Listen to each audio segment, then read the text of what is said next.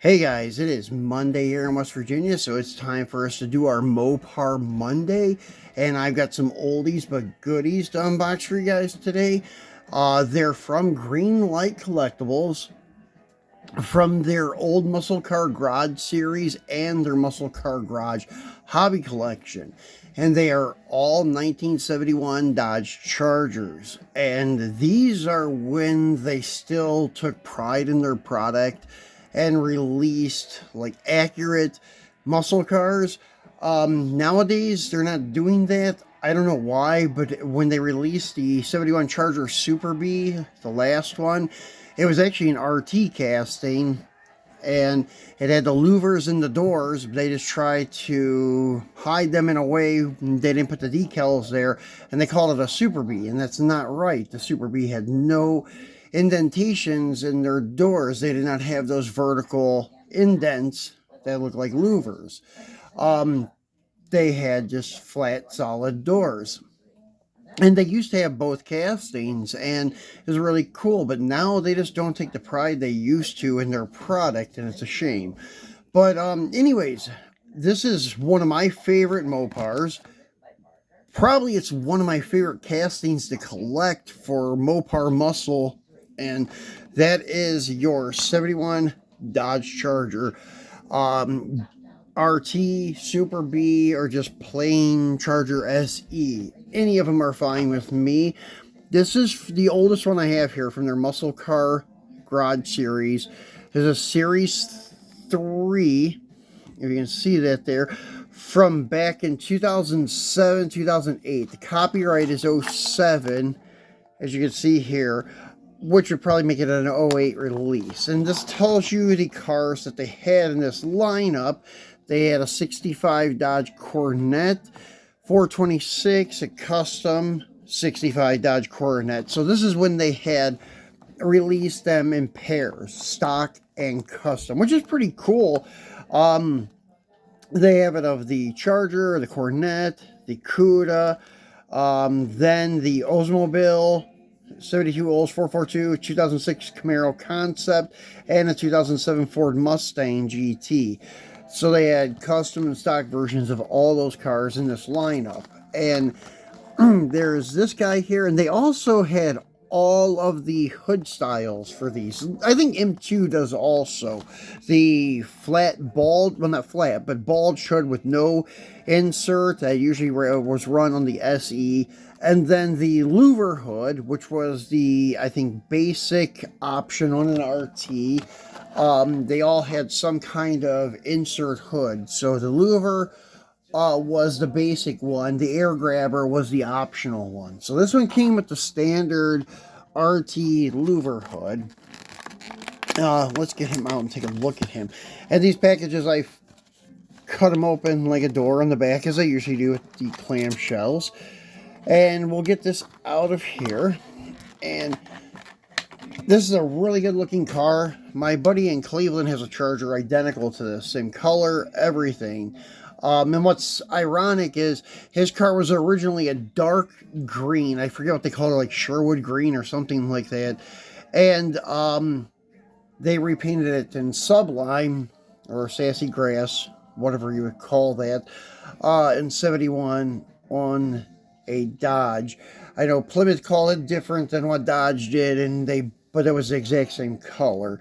But anyways, his has an air grabber. It's a 444 barrel 4-speed car with the Dana. Very cool car. So this one's kind of a little nostalgic for me, because I remember riding around in the car with him when I lived in Cleveland.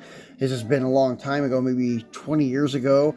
So it's been quite a while. Maybe not quite that long, maybe 15 years ago, but still, pretty sure he still has the car. I haven't talked to him for a while, but I'd say that he never got rid of it because he adored the car, and I would have too. Beautiful car. This thing looks spot on perfect, except it just doesn't have the door mirrors. If it would have the rally style mirrors, painted body color, this would be perfect. Correct tail lights, and your plate just says 71 RT. Really cool.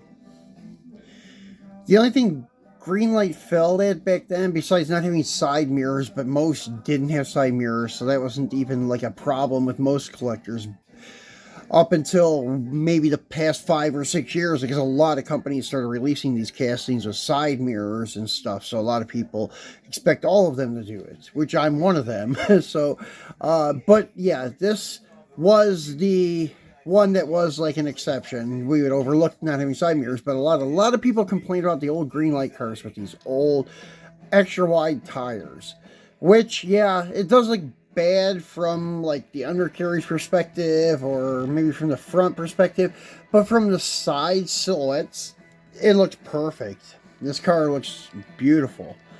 So, and this is when they were still numbered, but I've noticed a lot of new ones, maybe it's just the hobby releases or something, that are starting to be numbered again. I think these old muscle car garages were limited to maybe 5,000 or 7,500, I can't remember, but they weren't producing big numbers back when they first launched the company. So this is number 3281. Now coming up second, I'm going to go ahead and show you the hobby edition of their muscle car garage. This is series 4. Difference with the hobby editions, I think you can only buy these at places like Hobby Lobby or other hobby vendors. I don't know if you'd found these at Toys R Us or not. I cannot recall, because this is also probably 15 years ago. No, 2009, so maybe a 2010 release, so still 14 years ago. And this just had stock looking muscle cars in it, no custom. Pretty straightforward. You had a 69 Chevelle, 71 Charger, 2008 Dodge Charger Daytona, and a 73 AMC Javelin, a 65 Ford Galaxy, a 68 Buick GS convertible, or California, I'm sorry. So these also came with a really cool little shop tool accessory, so you could put it in your diorama. This one came with a motor stand. Let's get him out and take a look at it. And this is what my buddy's car would have looked like originally if they would have painted it back in that color scheme. And it's okay. I mean, it's more, how can I say, like conservative looking. If you don't want to be noticed and kind of just fit into the crowd, that's a nice color to have. But if you want to stand out, that's one thing about the Mopars. You had those high impact colors that really make you stand out in the crowd at a car show. So really nicely detailed motor stand. You have your black like caster structure like an L. Then you have the, I don't know what to call this, like the piece, the square with the ears on it that bolts to the back of your block where the bell housing of your transmission would bolt. And then you have your swivel thing and the bar. So this is really nicely detailed for a little piece, and pretty much an accurate size too, as you can see there sitting next to the high impact one. So here is your more conservative green. Now the only thing I had against this car is it's not really paint rash. It's just like the way the metallic laid on the car. I don't know if this is because this is the side that was facing out, and I don't know, I don't think the sun did anything to it, but it looks dull compared to the passenger side. And it has like some blemishes. No paint rash though. It's just kind of dull on that side, depending on how you look at it. But it's not bad. I put this one inside my car transporter on the bottom, so you really don't see much of it. But it's still, I mean, it's a presentable piece.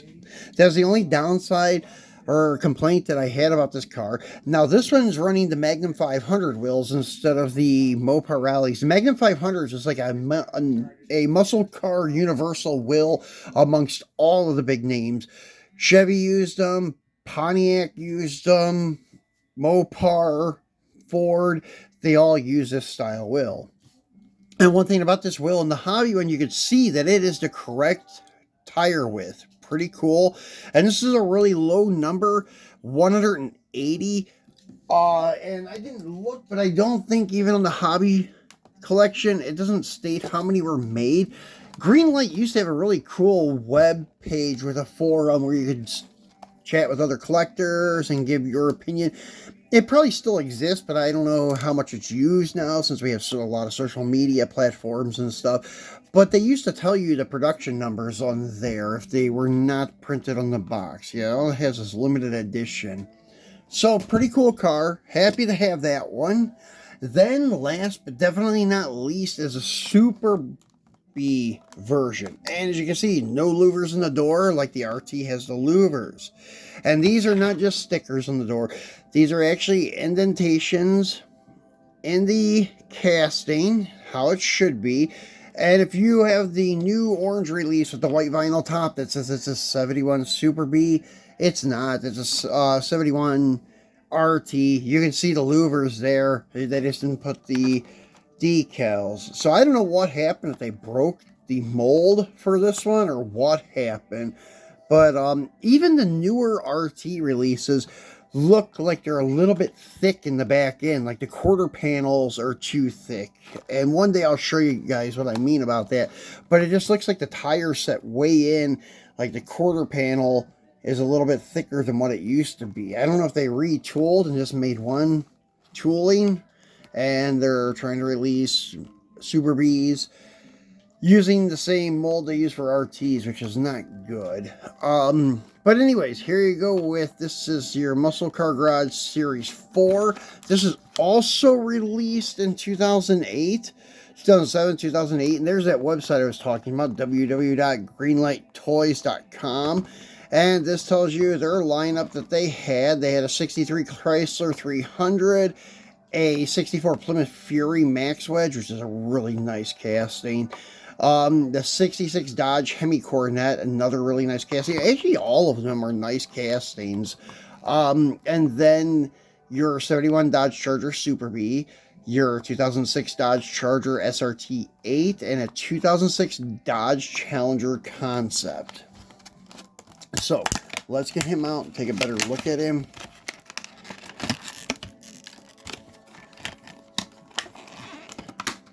So, here it is, up close and personal in that plum crazy color.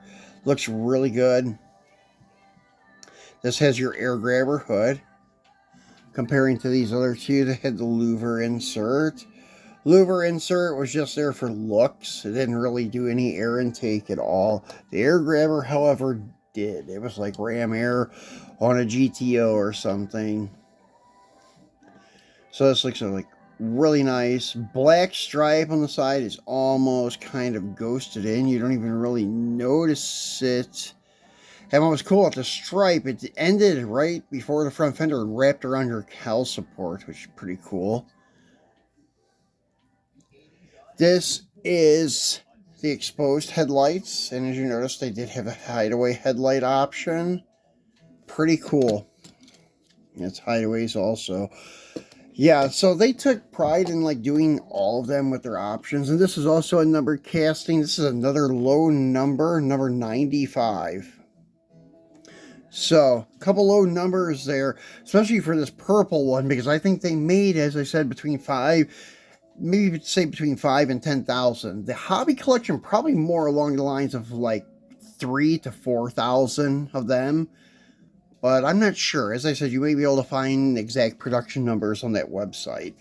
So guys, that's it for our Mopar Monday. I hope you enjoyed looking at these classics from Greenlight. And we will be back again most likely tomorrow with a Truckin' Tuesday, because I have a lot of cool Mopar trucks that I picked up recently to show you guys. Maybe tomorrow we'll crack open the NFT Hot Wheels Power Wagon, the latest premium release of that 70 Dodge Power Wagon. We'll crack the NFT. I know a lot of people haven't done videos of cracking them, so we'll crack one open for you guys tomorrow. And then I want to do a red, white, and blue Stars and Stripes video for the 4th of July. So we have a lot of great content coming up this week. Be sure to turn on your notification bell so you know when we launch a new video. Thanks for watching and enjoy the start of your week.